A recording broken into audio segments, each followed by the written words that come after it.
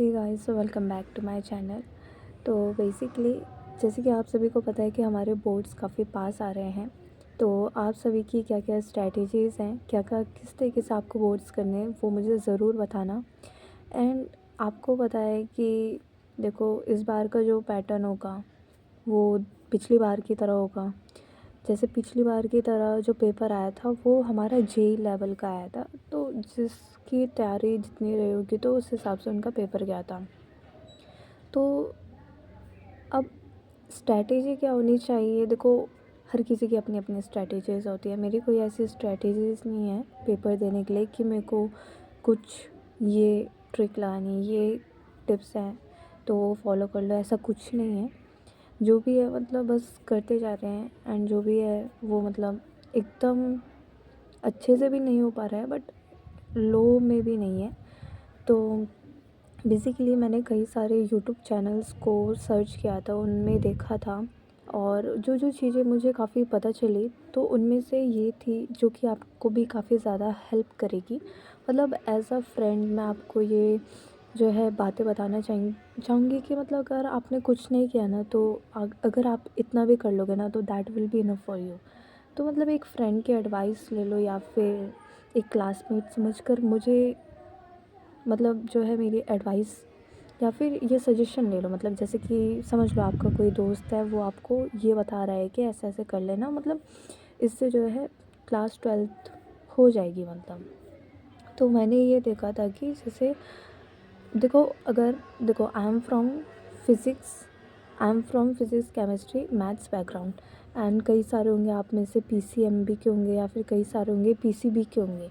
तो ये जो है वीडियो है वो पीसीएम के लिए है, और बाकी बायोलॉजी के स्टूडेंट्स और अदर रिसोर्सेज से यूट्यूब में देख के वो अपना जो है सर्च कर सकते हैं। तो मैं ये जो वीडियो है उसमें बताने वाली हूँ कि फ़िज़िक्स केमिस्ट्री और मैथ्स में किस तरीके से हम करेंगे। तो सबसे पहले हमारा फ़िज़िक्स, देखो फ़िज़िक्स में जो मैंने कई सारे यूट्यूब चैनल्स देखे थे तो उनमें उन्होंने बताया था कि अगर आपको 1 मंथ में अपनी फ़िज़िक्स कंप्लीट या फिर फ़िज़िक्स की तैयारी करनी है तो आप कैसे करोगे। देखो, सबसे पहले आपने फ़िज़िक्स चुना कि मैं ये पढ़ने बैठूँगा या फिर बैठूँगी, तो आपने स्टार्ट देखो कहाँ से करना है, जहाँ से आपको लगे कि ये चैप्टर इम्पॉर्टेंट है। देखो, सबसे पहले आप इंटरनेट में सर्च कर लेना कोई भी चैप्टर है जो कि काफ़ी ज़्यादा इम्पॉर्टेंट है और उसका एग्ज़ाम में वेटेज काफ़ी ज़्यादा है। अब उसके बाद आपने वो चूज़ कर लिया कि इस चैप्टर का वेटेज ज़्यादा है। चूज़ करने के बाद आप क्या करोगे, उसके अब चैप्टर की ओर बढ़ोगे। अब जब आप चैप्टर कर लोगे ना, तो उन्होंने बताया था कि आपको जो है हर एक चैप्टर के नोट्स प्रिपेयर होने चाहिए, लाइक वन पेज नोट्स, जो कि आपको आपके एग्ज़ाम में काफ़ी ज़्यादा हेल्पफुल होंगी, ठीक है। तो मतलब इससे क्या होगा ना कि देखो, हमें पता है कि हमारा जो फिज़िकल एजुकेशन का पेपर होगा उसके और फिज़िक्स के पेपर के बीच में सिर्फ 1 दिन का गैप है। तो आप उस दिन क्या करोगे, आपको मतलब नोट रिवाइज़ करने के लिए चाहिए रहेंगे। तो अगर आपके पास 1 पेज नोट नहीं है तो आपके पास क्या होगा, वो सारी जितनी भी सब कुछ मैसअप हो जाएगा आपके दिमाग में, और बहुत ही ज़्यादा जो है हड़बड़ी मची रहेगी कि क्या पढ़ना है क्या पढ़ना है, और उस वजह से आप डिमोटिवेट होकर कुछ नहीं पढ़ पाओगे और आपका फ़िज़िक्स का पेपर बहुत बेकार चला जाएगा। क्योंकि ऐसा नहीं होगा अगर आप 1 पेज नोट्स बना लोगे। 1 पेज नोट्स बना लिए, उसमें सारे ग्राफ्स होने चाहिए, जितने भी इम्पोर्टेंट पॉइंट्स है वो होने चाहिए, और सबसे इम्पोर्टेंट चीज़ आपकी हर एक चैप्टर की फार्मूला लिस्ट होनी चाहिए, मतलब 1 पेज फार्मूलाज़ के होने चाहिए। एंड आफ्टर दैट आपने ये सब कुछ कर लिया, रिवाइज़ कर लिया रिवीजन के लिए, ठीक है। तो रिवीजन आप ऐसे करोगे कि आपने एक पेज में नोट्स बना लिए, फॉर्मूलेज़ बना लिए एंड सब कुछ। अब ये रिवाइज़ करके अब आप पढ़ोगे एनसीईआरटी के कुछ इम्पॉर्टेंट सॉल्व्ड एग्जांपल्स की ओर, ठीक है। जो चैप्टर्स में हमें एग्जांपल्स दिए रहते हैं उनकी तरफ बढ़ोगे, एंड उसके बाद आप एनसीईआरटी के कुछ इन टेक्स्ट क्वेश्चंस उठाओगे जो कि इम्पॉर्टेंट है। ये सब कुछ करने के बाद आप नेट में सर्च कर लो, या फिर आपके पास कोई भी पीवाईक्यू की बुक होगी तो वो आपको लेनी है, या फिर नहीं है तो इंटरनेट में आप सर्च कर लो, बहुत सारे पीवाईक्यूज़ क्वेश्चन मिल जाएंगे, वो आपको करने हैं। जब वो आप कर लोगे आपका सब कुछ फिज़िक्स में हो जाएगा। आपने ग्राफ्स भी देख लिए, फॉर्मूलेस भी पढ़ लिए, क्वेश्चन भी कर लिए, उससे रिलेटेड न्यूमेरिकल्स कर लिए, सब कुछ कर लिए, पीवाईक्यूज।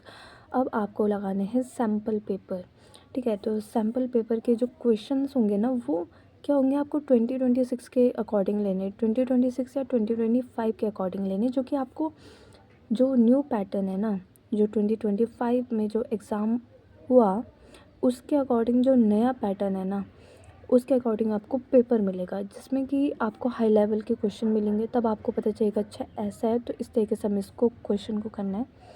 सो वो आपको नए पैटर्न के सैम्पल क्वेश्चन पेपर की बुक लेनी है। ये था फिज़िक्स का। Now let's move towards chemistry. देखो केमिस्ट्री में क्या है ना, कि केमिस्ट्री में हमारी एक तो होती है फिज़िकल केमिस्ट्री, ऑर्गेनिक केमिस्ट्री और इनऑर्गेनिक केमिस्ट्री। जो हमारी इनऑर्गेनिक केमिस्ट्री होती है वो लगभग 35 मार्क्स तक की होती है, ठीक है, काफ़ी इंपॉर्टेंट होती है। तो अब आपने इनऑर्गेनिक केमिस्ट्री और फिज़िकल केमिस्ट्री, देखो जो फिज़िकल केमिस्ट्री है उसमें पहले की 3 जो चैप्टर्स हैं वो काफ़ी ज़्यादा हाई वेटेज जो है कंसिस्ट करते हैं, क्योंकि उसमें न्यूमेरिकल्स भी काफ़ी ज़्यादा आते हैं। उसमें जो क्वालिटेटिव प्रॉपर्टीज़ से रिलेटेड न्यूमेरिकल्स उससे बहुत ज़्यादा आते हैं। तो यही जो ये वन पेपर नोट जो मतलब वन पेपर नोट की जो ये थ्योरी है ना, मतलब जो है कॉन्सेप्ट, उसको आपको लागू करना है केमिस्ट्री में भी। मतलब एक पेपर जो है नोट के, मतलब जो 1 चैप्टर नोट है उसका एक पेपर तो तैयार होना ही चाहिए, ताकि आप आसानी से रिवाइज़ कर लो। उसमें जितने भी फॉर्मूलेज़ हैं वो होने चाहिए, और कुछ कुछ चैप्टर्स में सॉल्यूशंस जैसे चैप्टर है उसमें जो है ग्राफ है उसको भी बना लो, ठीक है। ये तो हो गया फिज़िकल केमिस्ट्री, और उसके जितने भी न्यूमेरिकल्स दे रखे हैं हमें एनसीईआरटी के बुक्स में, इन टेक्स्ट बुक में, उसको प्रैक्टिस कर लो। Now moving towards organic chemistry. अब ऑर्गेनिक केमिस्ट्री में रहती है बहुत सारी रिएक्शंस, जितनी भी रिएक्शंस है, जितनी भी इंपॉर्टेंट रिएक्शंस है, उन सब को एक पेपर में लिख लो। लिख दिया, अब उसकी थ्योरी तो आपको पता है कि भाई आप एक एक पेज नोट में बनाओगे तो वो थ्योरी उसमें हो जाएगी, बट जितने भी इम्पॉर्टेंट रिएक्शंस आप उनको हर एक पेज में लिख लो।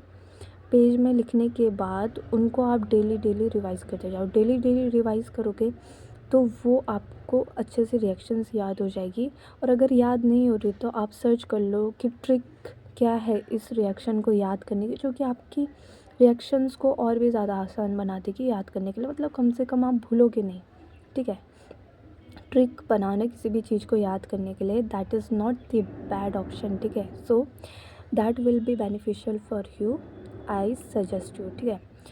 सो अब आ जाते हैं हम ऑर्गेनिक केमिस्ट्री में। आपने रिएक्शंस याद कर ली, कुछ कुछ इंपॉर्टेंट है उनका मैकेनिज़्म देख लेना, जैसे कि आप सर्च करना, क्योंकि मुझे भी नहीं पता कि अभी इम्पॉर्टेंट मैकेनिज़्म कौन से हैं। तो अगर मुझे पता चलेगा तो मैं आपको अगली वीडियो में बता दूँगी। तो मैकेनिज़्म याद कर लेना, क्या कन्वर्जन होता है, मतलब किस तरीके से कन्वर्जन है, क्या प्रोडक्ट बनेगा, किससे बन रहा है, ये सब कुछ आपको अच्छे से याद होना चाहिए और पता होना चाहिए। So now moving towards maths. तो बेसिकली मैथ्स में आपको क्या करना है कि जो चैप्टर्स आपको क्लियर नहीं है, ठीक है, ये याद रखना है कि जो चैप्टर्स आपको क्लियर नहीं है आपको उनमें ज़्यादा फोकस करना है। अब देखो जैसे कि इंटीग्रल चैप्टर हो गया, या फिर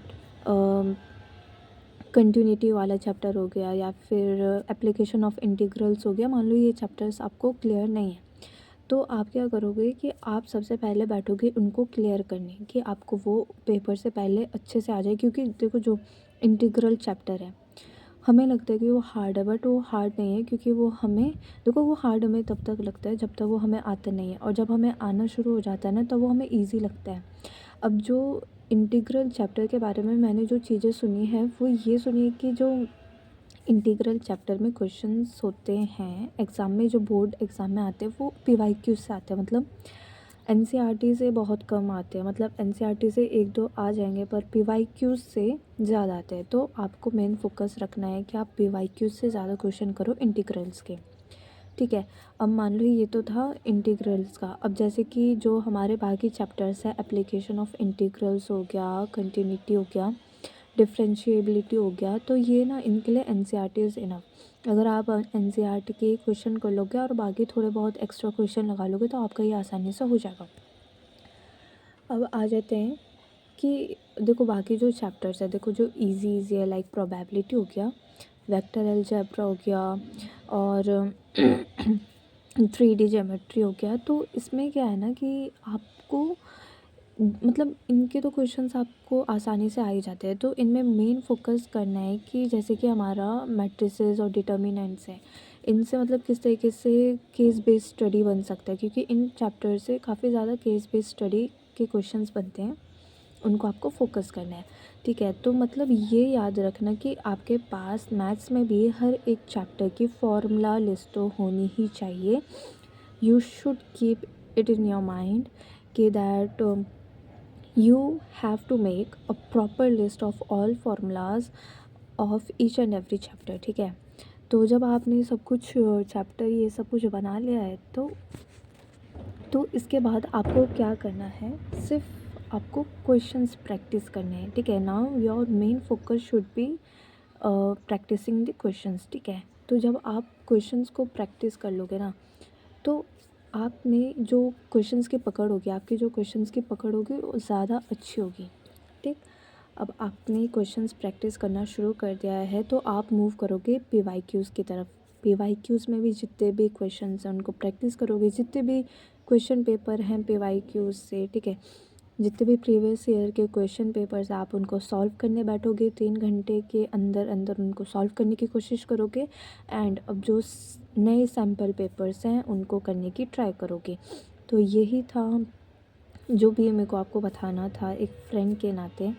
तो that's all for today. And अगर कुछ और चीज़ें मुझे बतानी होगी तो मैं आपको I will give you the updates in the next video. तो मिलते हैं नेक्स्ट वीडियो में। So till then take care and bye bye.